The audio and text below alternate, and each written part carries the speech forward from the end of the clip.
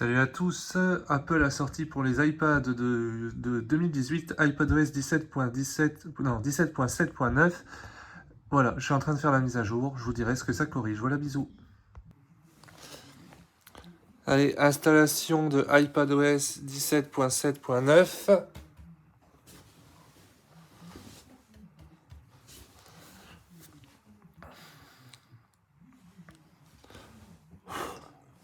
Ça prépare la mise à jour, comme vous pouvez le voir. Voilà. Je vous reprends après. Reprise de la vidéo, donc elle est en train de se mettre à jour tranquillement. Donc vous avez le logo et la pomme croquée d'Apple, comme ceci. Voilà. Elle est en train tranquillement de se mettre à jour. Alors, pour savoir...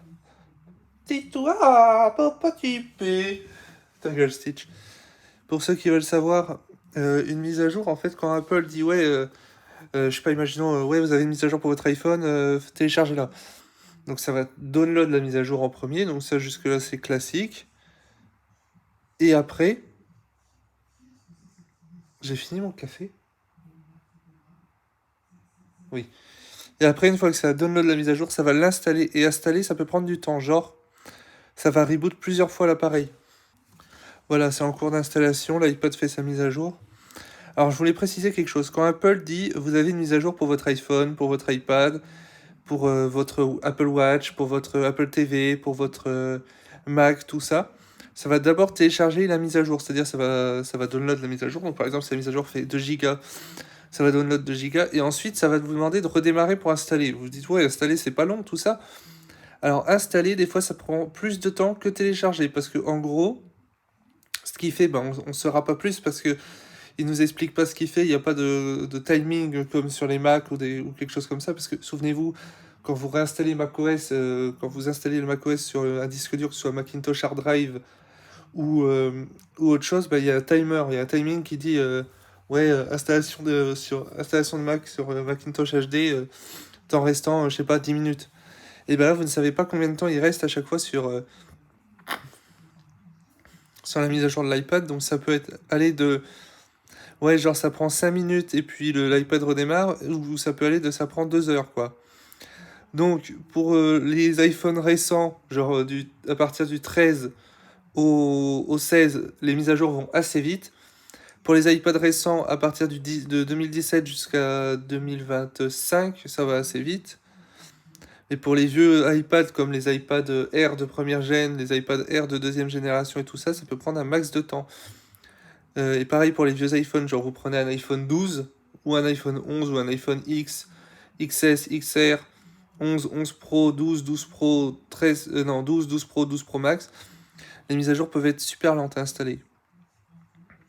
Vous voyez, là ça fait déjà ça fait 1 minute 49 que je filme et il se passe rien d'extraordinaire.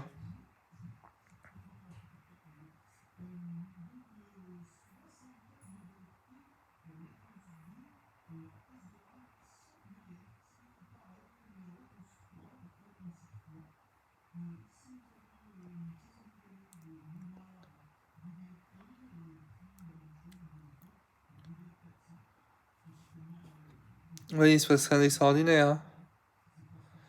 2 minutes 21 que je filme, ça ne change pas grand chose. Genre, il a pas redémarré, il a pas progressé en plus, c'est très très lent. Un iPad qui se met à jour, ça peut être très très lent. Moi, j'ai déjà vu des vieilles machines, des vieux Macintosh se mettre à jour, genre les Mac, ça y est, là ça va redémarrer. Il aura fallu 2 minutes 42 pour que ça reboot. Moi, j'ai déjà vu des vieux macOS ou des vieux Apple MacBook Pro de 2018, de 2008, pardon, pas 2018, 2008 se mettre à jour ben, sur des versions modées, genre Catalina ou High Sierra ou Morave ou Big Sur et tout ça, c'était des versions modées de Mac. Et vous voyez, c'est même pas encore fini, là ça reprend une phase d'installation. Donc j'ai déjà vu des mises à jour de Mac Big Sur, Morave, Catalina et Sierra, High Sierra qui prenaient vachement de temps. Et même une fois, j'ai vu, donc il y a un YouTuber que je suis qui s'appelle Electron Geek. Donc Electron comme Electron et Geek Geek. qui avait fait une vidéo en disant qu'il avait réussi à planter son Mac en faisant une mise à jour d'Apple. Je coupe, je reprends. Je disais donc oui, il avait réussi à planter son Mac en faisant une mise à jour d'Apple. En gros, il avait voulu mettre à jour High Sierra. Je vais tourner l'iPad, je vais la mettre comme ça on verra mieux. Il avait voulu mettre à jour High Sierra et en fait, en mettant à jour, il avait genre sa boîte mail, je crois que c'était Blue Mail ou K9 Mail ou un truc comme ça, et du coup, ça faisait des kernels paniques. Genre, quand le Mac redémarrait, il y avait des kernels paniques. Et ben, vous allez rigoler, pour débugger ça, pour juste débugger les kernels paniques et tout ça, ben, c'est vraiment relou, genre. Parce qu'un kernel panique, ça se débug pas comme ça. Genre, c'est pas, vous prenez iTunes, vous connectez l'iPhone et vous dites, ouais, je vais débugger tel kernel panique. Non, ça marche pas comme ça. C'est beaucoup plus compliqué que ça. Pour débugger un kernel panique d'un iPhone, un iPad ou un Mac, il faut déjà connaître la raison de pourquoi est-ce que l'iPad a planté, quoi. Pourquoi est-ce qu'il a fait un kernel panique ou un blue screen sur Windows? Pourquoi est-ce qu'il a pas réussi à redémarrer correctement? Est-ce que c'est un problème de disque dur? Est-ce que c'est un problème de SSD, de pilote graphique? Sur Mac, c'est très compliqué parce qu'il vous affiche pas forcément les pilotes que vous avez. Genre, il vous dit pas... excusez-moi, je me gratte l'œil, ça m'énerve. Il vous dit pas... genre, mais tel pilote correspond à tel pilote d'affichage, correspond à tel pilote graphique. Genre, sur les anciens Mac, il vous le disait, genre, si vous aviez une config, je sais pas, par exemple, un MacBook Pro 2008, il vous disait que vous aviez 4 Go de RAM, que c'était de la SD-RAM.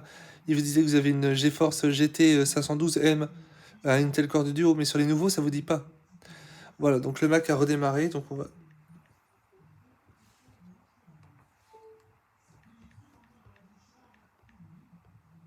Mais... Ah, là-bas.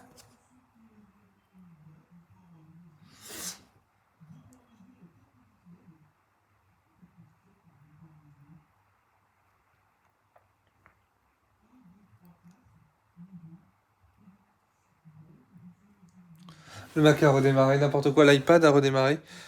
Bon, c'est pas très concluant, il est en train de...